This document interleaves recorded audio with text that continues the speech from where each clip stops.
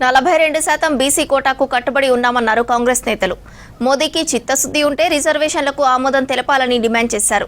గత బీఆర్ఎస్ ప్రభుత్వం కమిషన్ల కోసమే కాళేశ్వరం ప్రాజెక్టు కట్టి లక్షల కోట్లు దుర్వినియోగం చేసిందన్నారు.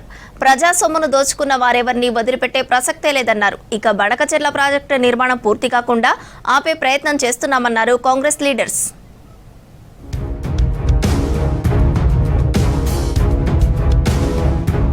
కాంగ్రెస్ చేపట్టిన జనహిత పాదయాత్ర ఫుల్ జోష్తో కొనసాగుతోంది. పాదయాత్రలో వేలాదిగా పాల్గొంటున్నారు కాంగ్రెస్ నేతలు, కార్యకర్తలు.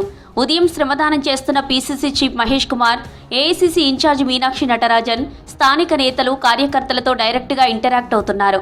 స్థానిక సమస్యలను తెలుసుకుంటున్నారు. మూడో రోజు జనహిత పాదయాత్ర సంగారెడ్డి జిల్లా సంగుపేట నుంచి నిజామాబాద్ జిల్లా ఆర్మూర్కు చేరుకుంది. ఆలూరు నుంచి పేర్కిట్ చౌరస్తా వరకు చేరుకుని కార్నర్ మీటింగ్లో మాట్లాడారు నేతలు.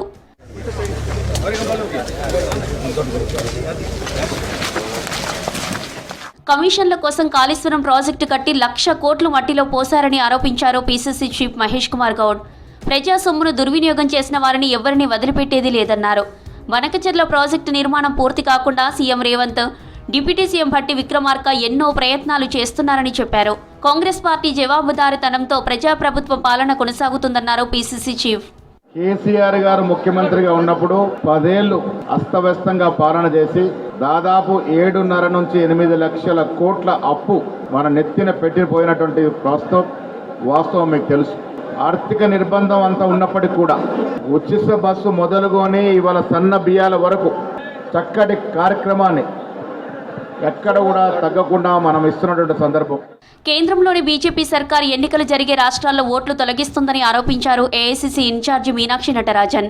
గెలుపు కోసం బీజేపీ అడ్డదారులు తొక్కుతోందని విమర్శించారు. 42% బీసీ కోటాకు కాంగ్రెస్ కట్టుబడి ఉందన్నారు మీనాక్షి. కార్యకర్తల కోసం పనిచేసే ఏకైక పార్టీ కాంగ్రెస్ ఒక్కటేనన్నారు మంత్రి దామోదర రాజనరసింహ. माननीय खड़गे जी ने हम सब कांग्रेस जनों को अलग अलग पदयात्राएं करने के लिए प्रेरित किया, तो महेश गौड़ जी ने उसी नक्शे कदम पर चलते हुए जनहित पदयात्रा का आह्वान किया।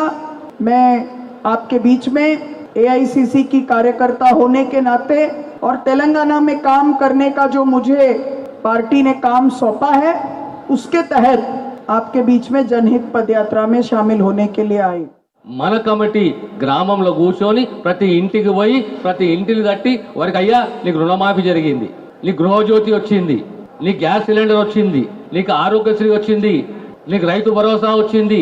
ఆత్మస్థైర్యంతో ధైర్యంతో చెప్పే స్థాయిలో మీరుంటే రేపు పొద్దున కాంగ్రెస్ ఖచ్చితంగా మంచి ఫలితాలను సాధిస్తుంది.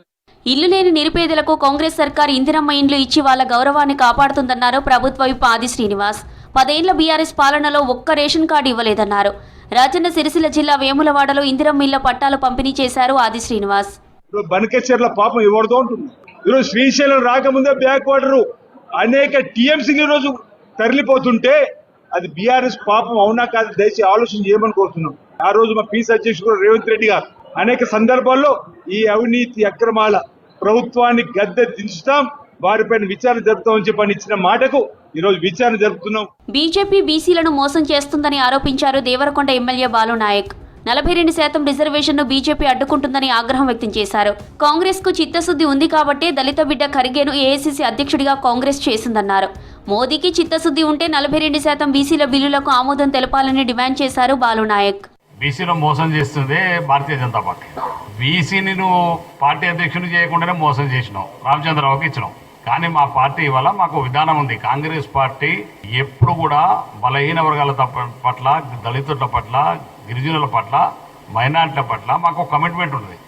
ఆ కమిట్మెంట్ ప్రకారం మాత్రమే కాంగ్రెస్ పార్టీ విధానం కొనసాగిస్తాం. తెలంగాణలో ప్రతిపక్షం అనేది లేదన్నారు ఫిషరీస్ కార్పొరేషన్ చైర్మన్ మెట్టు సాయి కుమార్. కానీ మాజీ ముఖ్యమంత్రి కేసీఆర్ ప్రతిపక్ష నేతగా అసెంబ్లీ సమావేశాలకు రాకుండానే జీతం తీసుకుంటున్నారని ఆరోపించారు. 18 నెలలుగా కేసీఆర్ ఇప్పటి వరకు 49,50,000 జీతం తీసుకున్నారని విమర్శించారు. కల్వకుంట్ల చంద్రశేఖరరావు గారు ప్రతిపక్ష నాయకుడు అయిన తర్వాత ప్రతి నెల 2,75,000 తీసుకుంటాడు. 2,75,000 ఇంటూ 18 నెలలు 49,50,000 రూపాయలు. ముఖ్యమంత్రిగా పనిచేశారు 10 ఏళ్ళు, ప్రతిపక్ష నాయకుడిగా పనిచేస్తున్నారు 18 ఏళ్ల నుంచి. కనీస బాధ్యత, కనీస వ్యవహారం, అసెంబ్లీకి రాకుండా మీరు ఏ విధంగా తీసుకుంటారో మీ విజ్ఞతగా వదిలిస్తాం. గాంధీభవన్లో ప్రజాప్రతినిధుల కార్యక్రమం కొనసాగింది. పీసీసీ చీఫ్ మహేష్ కుమార్ గౌడ్ సూచనలతో ప్రతిరోజు ప్రోగ్రాం నిర్వహిస్తున్నారు. కార్యక్రమంలో ఎమ్మెల్యే బాలునాయక్ పాల్గొన్నారు. ప్రజల నుంచి వినతులు స్వీకరించి పరిష్కారం కోసం ఆయా శాఖల అధికారులతో మాట్లాడారు.